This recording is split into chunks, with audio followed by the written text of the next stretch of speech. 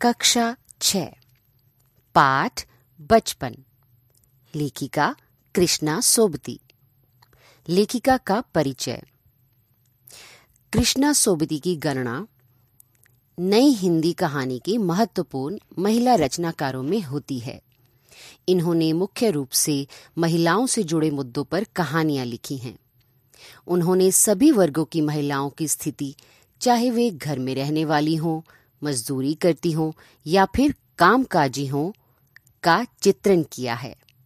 डार से बिछुड़ी, मित्रों मरजानी, यारों के यार, तिन पहाड़, बादलों के घेरे में, सूरजमुखी अंधेरे के, जिंदगी नामा, ए लड़की, दिलो दानिश, हम हशमत, समय सरगम और शब्दों के आलोक में उनकी महत्वपूर्ण रचनाएं हैं।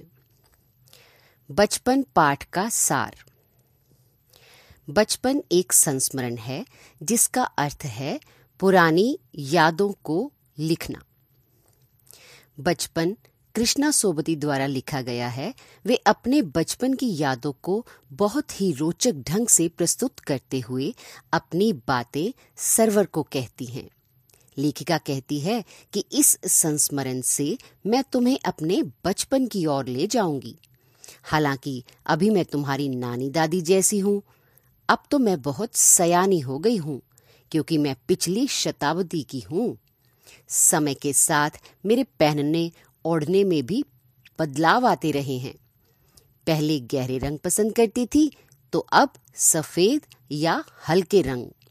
हर प्रकार के कपड़े, फ्रॉक, निक्कर वॉकर, स्कर्ट, लहंगे, गरारे और अब चूड़ीदार और घेरदार कुर्ते पहने हैं। बचपन के कुछ फ्रॉक और उनके डिजाइन तो अभी तक याद हैं। इसके साथ मोजे स्वयं धोती थी। नौकर से धुलवाने की सख्त मनाही थी। इतवार को ये सब काम करती थी। बूट पॉलिश करना बड़ा अच्छा लगता था। उस समय जूते ऐसे बढ़िया नहीं होते थे। बस नए जूते मिलते ही छालों का इलाज शुरू हो जाता था। आज का जमाना बदल चुका है। हर शनिवार को हमें सेहत के लिए ऑलिव ऑयल या कैस्टर ऑयल पीना पड़ता था, जिसे देखते ही उल्टी आने लगती थी।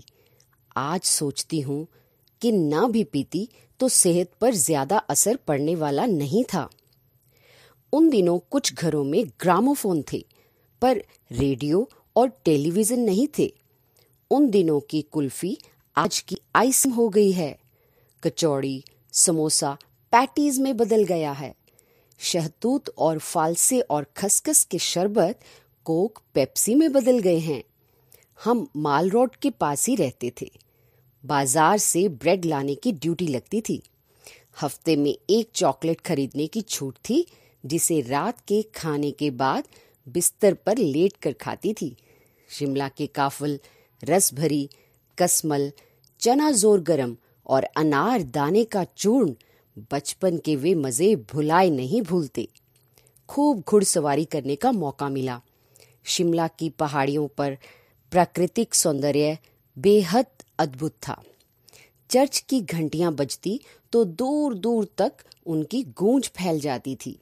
सूर्यास्त का दृश्य तो मन को लुभाने वाला होता था। शिमला, कालका ट्रेन के छोटे छोटे डिब्बे और उन पर दौड़ती ट्रेन। हमारी में तो वही तेज दौड़ने वाली ट्रेन होती थी। दिल्ली में कभी कभी जहाज देखने को मिलता था। सब बच्चे आवाज सुनकर देखने दौड़ पड़ते थे। वहां पर गाड़ी के मॉडल वाली दुकान के साथ एक और ऐसी दुकान थी जिस पर मेरा पहला चश्मा बना था। आंखों का डॉक्टर अंग्रेज था। शुरू में तो चश्मा लगाना बड़ा ही अटपटा लगा, फिर आदत सी पड़ गई। चचेरे भाई मुझे छेड़ते, सूरत बनी लंगूर की। इसके बाद तो चश्मे की ऐसी आदत पड़ गई कि बिना चश्मे के खाली खाली सा लगता। वैसे मुझे शिमला में सिर पर टोपी लगाना पसंद है। कहाँ दुपट्टों का ओढ़ना और कहाँ सहल सहज सुभीते वाली हिमाचली टोपियां। बस यही दिन जो अब लेखिका की यादें बन गए हैं।